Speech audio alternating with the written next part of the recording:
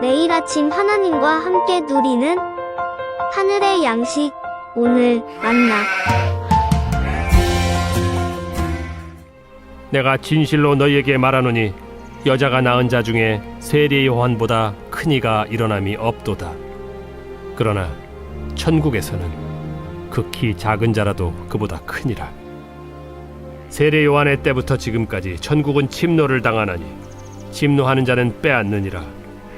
모든 선지자와 율법이 예언한 것은 요한까지니 만일 너희가 즐겨 받을진대 오리라 한 엘리야가 곧 이 사람이니라. 귀 있는 자는 들을지어다. 이 세대를 무엇으로 비유할까? 비유하건대 아이들이 장터에 앉아 제동물을 불러 이르되 우리가 너희를 향하여 피리를 불어도 너희가 춤추지 않고 우리가 슬피 울어도 너희가 가슴을 치지 아니하였다 함과 같도다. 요한이 와서 먹지도 않고 마시지도 아니하매 그들이 말하기를 귀신이 들렸다 하더니 인자는 와서 먹고 마심에 말하기를 보라, 먹기를 탐하고 포도주를 즐기는 사람이요 세리와 죄인의 친구로다 하니 지혜는 그 행한 일로 인하여 옳다함을 얻느니라. 어제 말씀을 통해서 세례 요한이 하나님의 말씀을 통해서 변화되었고 메시아에 대한 생각을 교정하게 되었다라고 나누었습니다. 그러한 세례 요한을 두고 예수님께서 다시 칭찬하시는 것으로 오늘 본문이 시작됩니다.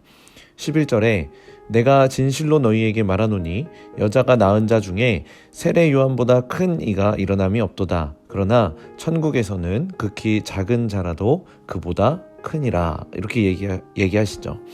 우리도 이런 칭찬을 받을 수 있다면 얼마나 좋을까요? 그런데 세례 요한이 예수님으로부터 받은 이 칭찬은 개인적인 칭찬일 수도 있겠지만 세례 요한이 맡은 역할에 대한 사역에 대한 칭찬일 수도 있습니다. 왜냐하면 그 뒤에 붙은 그러나 이후에 나오는 말 때문입니다. 그러나 천국에서는 극히 작은 자라도 그보다 크니라. 이 말은 세례 요한은 여전히 구약시대의 인물이고 예수님으로 인해서 새롭게 완성되어져 가는 하나님 나라에서는 세례 요한보다 훨씬 큰 자가 될 것이다 라고 말하고 있기 때문이죠. 결국 세례 요한은 예수님이 오시기 전인 구약과 예수님이 오신 신약의 경계선에 있는 자라고 할 수 있습니다.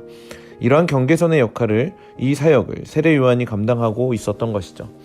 특히 세례 요한은 지금 감옥에 갇혀 있는 상황이었고 결국 이 세례 요한의 시대가 끝나간다라는 것은 세례 요한의 사역의 끝이 왔음을 의미하는 것입니다. 13절에서도 보시면 모든 선지자와 율법이 예언한 것은 요한까지니 라고 말합니다. 선지자는 요한까지입니다. 결국 선지자는 하나님 나라의 도래를 예언하는 기능을 했었고 요한과 더불어 그 시대가 끝났기 때문에 이제는 도래한 하나님 나라의 시대를 살게 된 것입니다. 어쨌든 신약 시대를 살고 있는 지금은 하나님 나라를 지향하는 시대입니다. 이런 관점에서 12절에 나오는 말씀은 굉장히 파격적입니다. 세례 요한의 때부터 지금까지 천국은 침노를 당하나니 침노하는 자는 빼앗느니라. 천국을 침노한다라는 이 말씀은 첫 번째로는 하나님 나라를 향한 공격은 항상 있을 것이다 라는 의미를 갖습니다. 그렇기 때문에 하나님 나라는 공격을 받고 있기 때문에 하나님 나라를 살아가는 이 시대는 긴장하고 잘 싸워 준비해야 한다 라는 의미를 갖고 있죠. 그리고 두 번째로는 하나님 나라를 향해 가는 우리도 적극적으로 반응해야 한다라는 겁니다. 하나님 나라 안으로 침입해 들어가서 그 나라를 확보하는 자에게 이 하나님의 나라가 주어진다라는 것이죠. 그러면서 16절 이하에는 이 세대를 비유하는 말씀이 나옵니다. 여기서 말하는 이 세대는 이 당시 유대인들을 가리키는데요. 그런데 이 세대 사람들이 반응을 하지 않는 겁니다. 피리를 불어도 춤추지 않고 슬피 울어도 가슴을 치지 않는, 응답하지 않는 시대라는 거죠. 여기서 말하는 피리는 결혼식의 즐거움을 상징하고 피리를 부는 것은 장례식의 슬픔을 표현합니다. 이것은 예수님과 요한이 선포했던 사역을 상징한다라고 할 수 있겠죠. 결국 하나님의 말씀이 선포될 때 무반응으로 나타났던 그들의 모습을 지적하는 것입니다. 자신들의 전통에 얽매여서 요한과 예수님을 통해 드러난 하나님 나라의 초청과 이 피리 소리와 애곡의 귀를 기울이는데 실패했었던 이 유대인들의 모습을 보게 되는 겁니다. 과연 우리의 모습은 어떻습니까? 우리는 지금 하나님 나라의 시대를 살고 있습니다. 하나님 나라라는 것은 예수님이 말씀하셨던 것처럼 먹기를 탐하고 포도주를 즐기는 곳이다 라고 이야기합니다. 더 나아가서 세리와 죄인의 친구가 되어야 한다라고 말하고 있죠.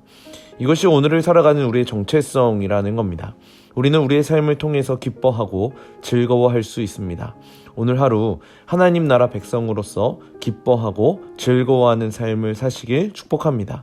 그리고 그 기쁨으로 살아갈 때 사람들이 멸시하는 사람들에게 다가가야 했던 것도 우리에게 맡겨진 사명임을 우리는 동시에 기억해야 합니다.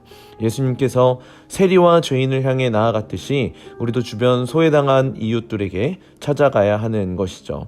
이 일들은 우리가 침노하듯이 하나님 나라를 침노해야 한다라는 것처럼 침입해 들어가서 그 나라를 확보한다라는 마음을 가지고 적극적으로 임해야 하는 것입니다. 만약 우리가 이 두 가지의 사명에 충실할 수 있다면 우리는 세례 요한보다 큰 자입니다. 주의 길을 예비했던 세례 요한, 하나님 나라를 선포했던 세례 요한, 메시아를 만나고 말씀으로 변화되었던 세례 요한, 그 사명은 오늘 우리에게도 주어졌습니다. 이 얼마나 큰 은혜입니까? 세례 요한보다 훨씬 큰 자이신 성남제일교회 성도 여러분, 하나님 나라를 살아가는 믿음의 동역자 여러분, 오늘 하루 큰 기쁨과 즐거움이 가득한 하나님 나라 백성이 되시길 축복합니다.